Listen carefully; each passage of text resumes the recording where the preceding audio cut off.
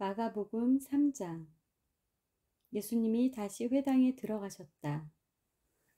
거기에 한쪽 손이 오그라든 사람이 있었다.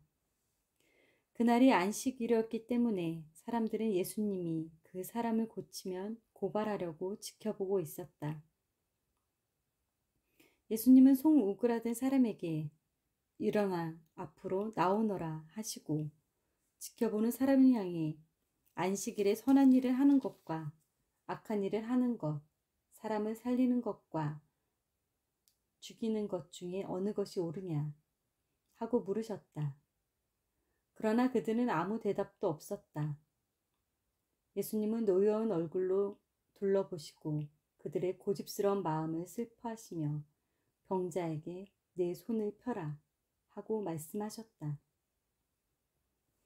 그래서 그가 손을 펴자 오그라든 그의 손이 완전히 회복되었다. 그러자 바리새파 사람들은 급히 나가서 헤롯 당원들과 만나 예수님을 죽일 방법을 의논하였다. 예수님이 제자들과 함께 바닷가로 다시 가시자 갈릴리에서 온 많은 사람들이 뒤따랐다. 또 유대, 예루살렘, 이두메, 요단강 건너편, 두루와 시돈 근처에서도 많은 사람들이 예수님의 하신 일을 듣고 몰려왔다. 예수님은 몰려드는 사람들을 피하려고 제자들에게 작은 배 한 척을 준비하라고 하셨다. 예수님이 많은 사람들을 고쳐 주셨으므로 병으로 고생하는 사람들이 예수님을 만지려고 마구 밀어닥쳤다. 그리고 더러운 귀신 들린 사람들은 예수님을 보기만 하면 그분 앞에 엎드려 당신은 하나님의 아들입니다 하고 소리쳤다. 그래서 예수님은 그들에게 자기가 누구라는 것을 말하지 말라고 엄하게 경고하셨다. 12 제자를 뽑으심. 예수님은 산에 올라가 자기가 원하는 사람들을 불러 모으셨다. 그들이 모두 모이자 예수님은 12 제자를 따로 뽑아 자기와 함께 있게 하시고 또 내보내어 전도도 하게 하시며 귀신을 쫓아내는 권능도 주셨다.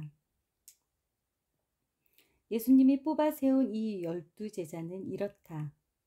베드로라는 이름을 받은 시몬, 보아너게 곧 우레의 아들이란 이름을 받은 세베대의 두 아들 야고보와 요한, 안드레, 빌립, 바돌로메, 마테, 도마, 알파요의 아들 야고보, 다데오, 가나안 사람 시몬, 그리고 예수님을 판 가룟 유다 사람이었다. 예수님이 어느 집에 들어가시자 다시 많은 사람들이 몰려와 예수님의 일행은 식사할 겨를도 없었다. 한편 예수님의 가족은 그분이 미쳤다는 소문을 듣고 붙잡으러 찾아 나섰다. 용서받지 못하는 죄. 예루살렘에서 내려온 율법 학자들은 그에게 사탄이 붙었다 하며 또 그가 귀신의 왕을 힘입어 귀신을 쫓아낸다 하였다. 그래서 예수님은 그들을 가까이 불러놓고 비유를 들어 이렇게 말씀하셨다. 사탄이 어떻게 사탄을 쫓아낼 수 있겠느냐? 한 나라가 싸워 갈라지면 망하고 또 집안도 서로 싸워 갈라지면 망한다. 그래서 사탄의 나라도 서로 싸워 갈라지면 오래가지 못하고 망하는 법이다. 강한 사람의 집에 들어가 물건을 털어가려고 하면 먼저 그 사람을 잡아 묶어야 한다. 그렇지 않고는 그 집을 털 수가 없다. 내가 분명히 말해둔다. 사람에게 대한 모든 죄와 모독은 용서받을 수 있으나 성령님을 모독하는 자는 절대로 용서받지 못하고 그 죄는 영원히 남는다. 예수님이 이렇게 말씀하신 것은 사람들이 그에게 더러운 귀신이 붙었다 하고 말했기 때문이다. 이때 예수님의 어머니와 형제들이 밖에 와서 사람을 시켜 예수님을 부르자 둘러앉은 사람들이 예수님께 선생님, 어머니와 형제분들이 밖에서 선생님을 찾고 있습니다 하고 말하였다. 그때 예수님은 그들에게 내 어머니와 형제가 누구냐 하시고 둘러앉은 사람들을 보시며 보아라, 이들이 내 어머니이며 내 형제들이다. 누구든지 하나님의 뜻을 따라 사는 사람이 내 형제와 자매이며 어머니이다 하고 말씀하셨다. 4장 하나님 나라 비유. 예수님이 다시 바닷가에서 가르치시자 군중이 너무 많이 모여들어 예수님은 배에 올라 앉으시고 군중은 바닷가와 그대로 있었다. 그때 예수님이 여러 가지 비유를 들어 그들에게 이렇게 가르치셨다. 잘 들어라. 한 농부가 들에 나가 씨를 뿌렸다. 그런데 어떤 씨는 길가에 떨어져 새들이 와서 먹어버렸고 어떤 씨는 흙이 많지 않은 돌밭에 떨어져 흙이 깊지 않으므로 곧 싹이 나왔으나 해가 돋자 뿌리를 박지 못한 그 싹은 타서 말라버렸다.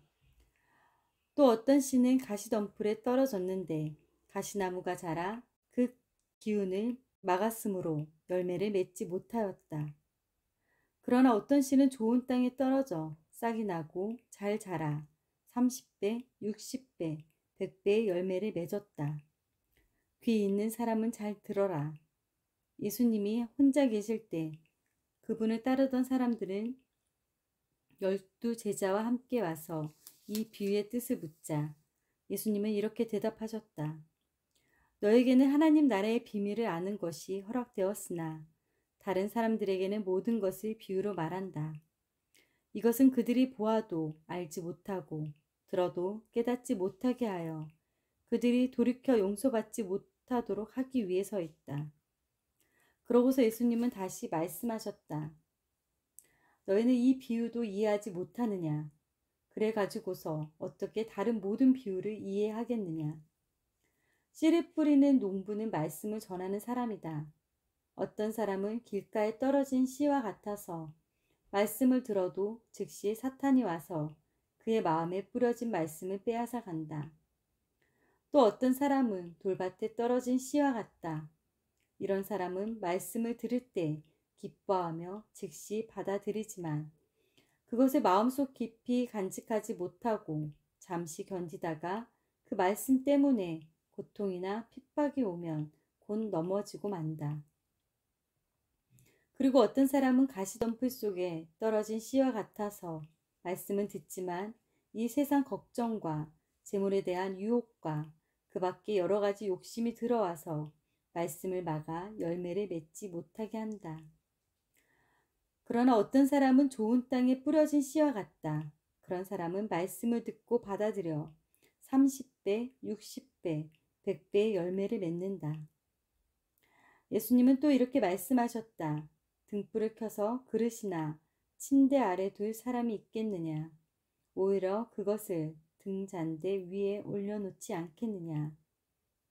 감추어진 것은 나타나기 마련이고 비밀은 드러나기 마련이다. 귀 있는 사람은 들어라. 예수님은 다시 말씀하셨다. 너희는 내 말을 귀담아 듣고 실천하여라.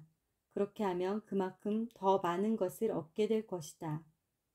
있는 사람은 더 받을 것이며 없는 사람은 있는 것마저 빼앗길 것이다. 예수님은 계속해서 말씀하셨다. 하나님의 나라는 밭에 씨를 뿌리는 농부와 같다.